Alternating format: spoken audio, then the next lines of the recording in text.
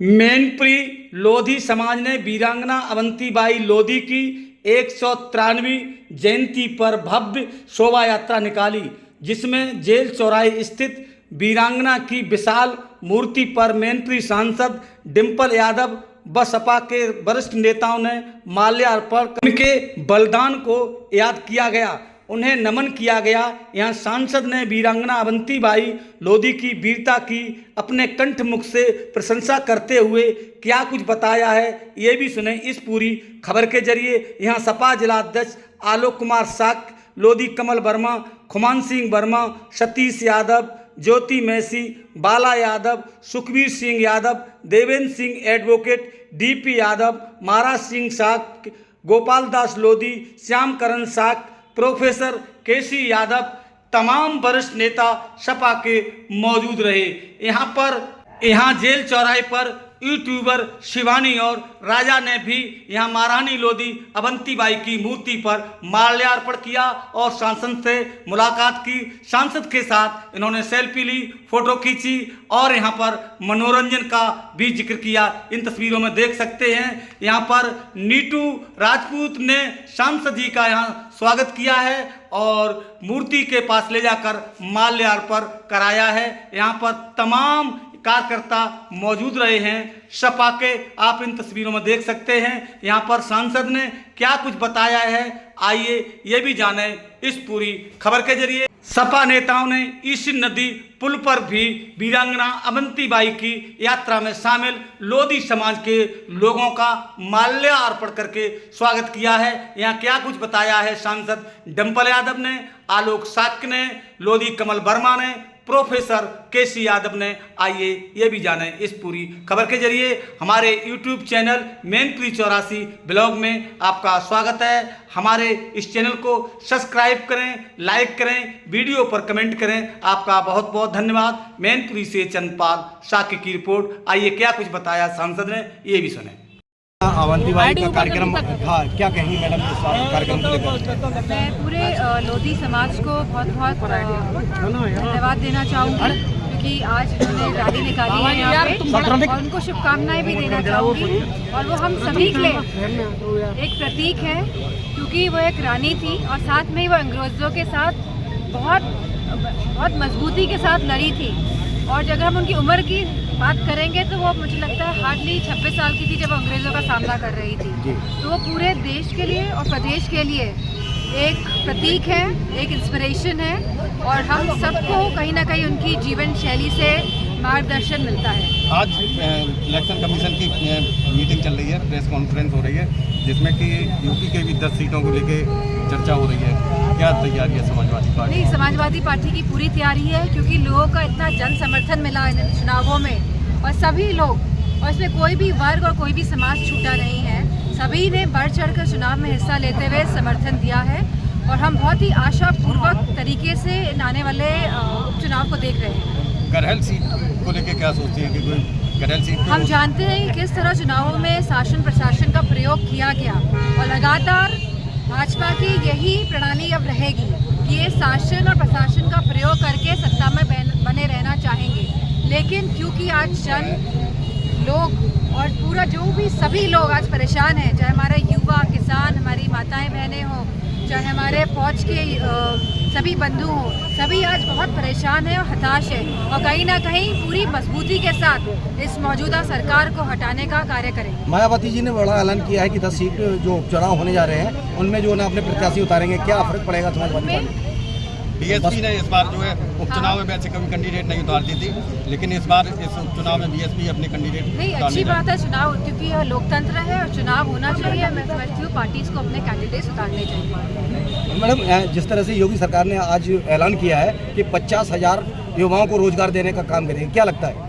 सबसे पहले तो मैं मैनपुरी की जनता का धन्यवाद देना चाहूँगी आप सभी चैनलों के माध्यम से, कि जिस तरह यहाँ पे रोड शो किया गया और जिस तरह ये लोग बुलडोज़र लेके आए और यहाँ पे दबाव की राजनीति का एक जो सिंबल जिसे कहा जाता है, ये जो उनका जो ये बुलडोज़र है, तो मैं समझती हूँ इसको नकारने का काम जो यहाँ मैनपुरी के सभी लोगों ने किया है। तो मैं आप सभी मैनपुरी के लोगों को बहुत बहुत धन्यवाद और आभार प्रकट करती हूँ। आने वाले समय में आप देखेंगे कि पूरा प्रदेश इस बुलडोजर को नकारने का काम करेगा। कराची से समाजवादी पार्टी प्रत्याशी कौन है?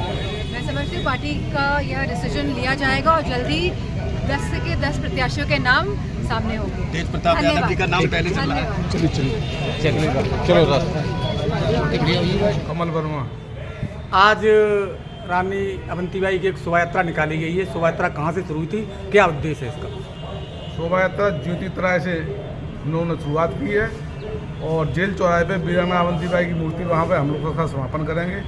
और इसका उद्देश्य है कि वीरांगना अवंतीबाई 1857 की स्वतंत्रता की पहली क्रांति में उन्होंने बहुत बड़ा योगदान दिया था और अंग्रेज़ों के मतलब दांत खट्टे करके उन्होंने वीरगति प्राप्त की थी।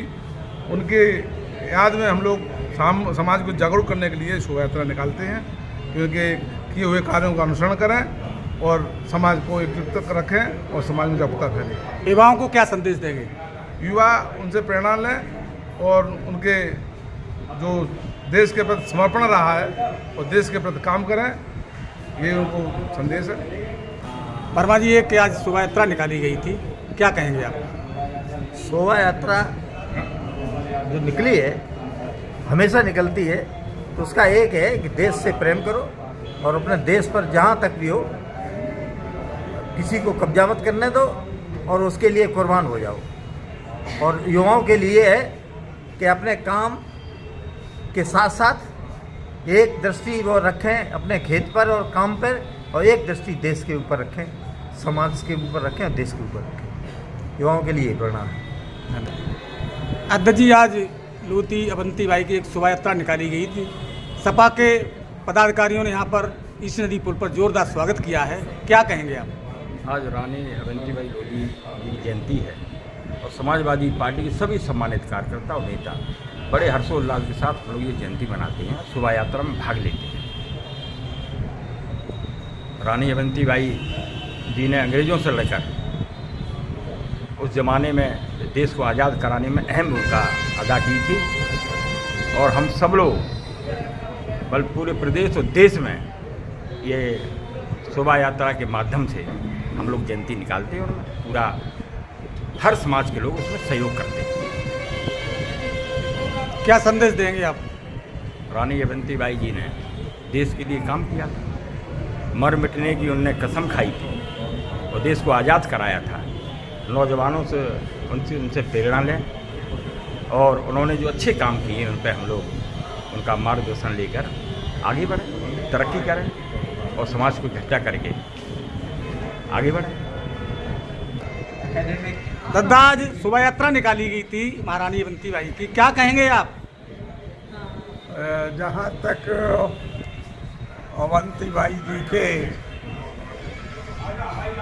जन्म का सवाल है, वो एक जमींदार परिवार में पैदा हुई और रामगढ़ के राजा लक्ष्मण सिंह के पुत्र के साथ उन्होंने शादी की।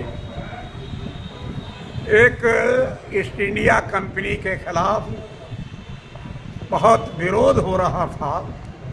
सारे के सारे डलहौजी के नेतृत्व में लोग अंग्रेज अत्याचार और दमन कर रहे थे। उस समय रानी ने अपने जौहर के द्वारा, अपने बलिदान के द्वारा उस आतंकवादी शासन और दमनकारी शासन का विरोध किया।